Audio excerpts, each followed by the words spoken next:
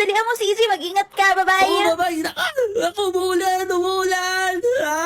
Dadami ako. Baka mamaya magkaroon ako ng sipon. Tapos, pumangit yung boses ko. Maging ngongo ako. Oh, man. Ala. Dito pa rin daanan. Oh, man. Buti naman tumila na rin yung ulan. Ay, naku naman talaga, oh. Teka lang, di pa kami tapos mag-usap ni Yasiw, eh. Ay, grabe. Magdamagat ng umuulan. Buti na lang hindi bumuha dito sa lugar namin. Oh, man. Kayo po, safe naman po ba kayo? Hindi ba tumagas yung mga tubig doon sa bubong ninyo? Ay, hindi. Okay po. Naku, di ko siya maintindihan. Bumaha pala dito eh. Oh, man. Kailangan ko mapunta si Yasi. Ito na yung bahay niya. Yasi! Ano nga? Ba't ganun? Bakit? Ano yung hawak mo? Ang dami mo namang kinakain. Sarap to, CJ eh. Tingnan mo, binibigyan ko nga sila eh. Kaso ayaw nila.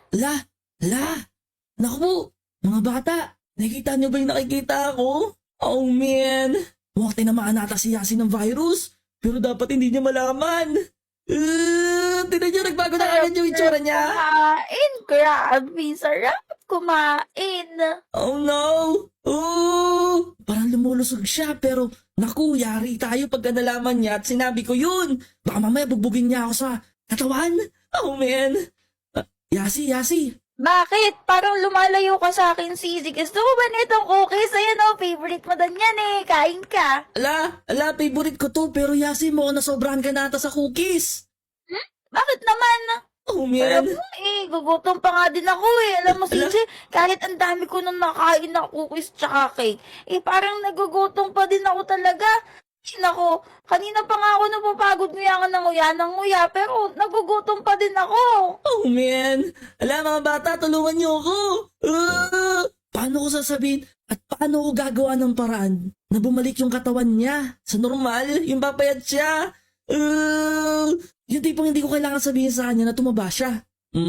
Sige nga, i-comment nyo sa baba. Paano nyo sasabihin sa kaibigan nyo na tumaba siya na hindi na kailangan sabihin na tumaba siya? Antayin ko yung comment ninyo ha, tapos ilike nyo itong video na to at mag-subscribe. Yan!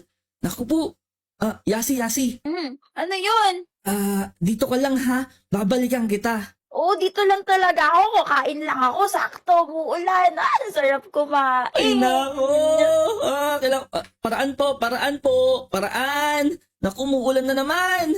Kailangan ko maghanap na at kailangan ko mag-research. Sakto, may internet naman sa bahay kung nasan ako nakatira ngayon eh.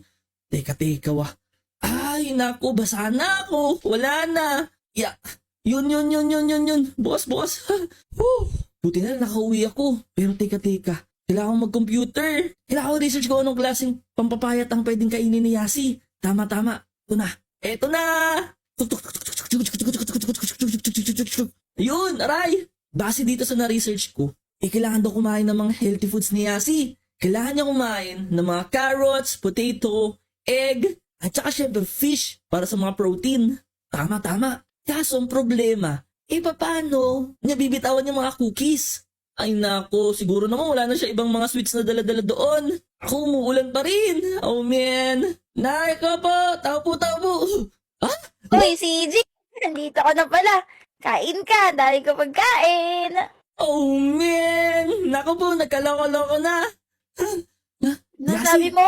Wala akong sinasabi pero bakit yung mga cakes sa pagtapos puro kagat-kagat pa? Kasi nagsasawa na ako dun sa isang flavor, tapos gusto ko naman ng isa pa.